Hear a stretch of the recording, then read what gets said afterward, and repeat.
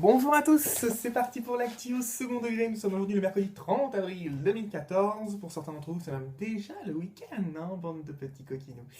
Et ben, je vais vous raconter aujourd'hui l'histoire d'un Britannique qui a été sanctionné, puni par la loi, puisqu'il écoutait du Céline Dion. Mais je vous l'assure, il écoutait du Céline Dion un peu trop fort. On a tous nos défauts, hein, je ne vais pas critiquer.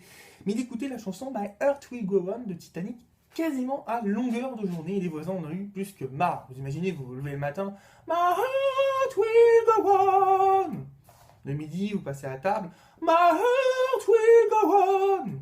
À 4 heures, vous goûtez, My heart will go on. Le soir, vous mangez, My heart will go on. Vous allez vous coucher, My heart will go on. Là, les voisins, ils en avaient vraiment ras-le-bol, ils pouvaient rien faire, ils pouvaient pas parler, ils pouvaient pas manger, ils pouvaient pas baiser, c'était vraiment plus possible, quoi. Donc ils se sont plaints. Une, deux, trois, quatre, cinq, six fois, la police a fait des petites remontrances à la personne. Hein. Ce Tom qui s'appelle Gary Davis, qui a 47 ans, d'ailleurs qui est un ancien vendeur de fenêtres. Hein. C'est important comme information parce qu'à mon avis, s'il a chanté du Céline Dion à ses clients, ils ont dû à plusieurs reprises se jeter par la fenêtre, à mon avis. Hein.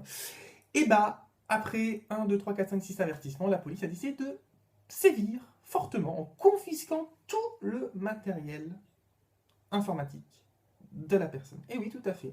Ordinateur, chaîne Hi-Fi, télévision et même la PlayStation 3. Ah oui, des fois qu'il y a un jeu Titanic avec ma Earth Will Go On dedans, c'était plus prudent. Mais franchement, c'est une histoire vraiment incroyable. Moi, j'y croyais pas au départ. Et pourtant, c'est une histoire véridique. Hein. Moi, je dis, ce qui serait pas mal aussi, c'est pour ceux qui regardent de la télé-réalité à longueur de journée, tout le temps. Bah, ce serait de pouvoir aussi confisquer tout cela. Et oui, plus de Janifi, plus de télé, plus de portable, plus de PlayStation 3. Ce serait pas mal, hein, je trouve. Mais bon, du coup, il n'y a plus grand monde qui aurait grand chose chez soi, y compris moi. Donc ce serait peut-être pas une si bonne idée que ça. Hein. Voilà, voilà. On va donc arrêter là pour la chronique du jour.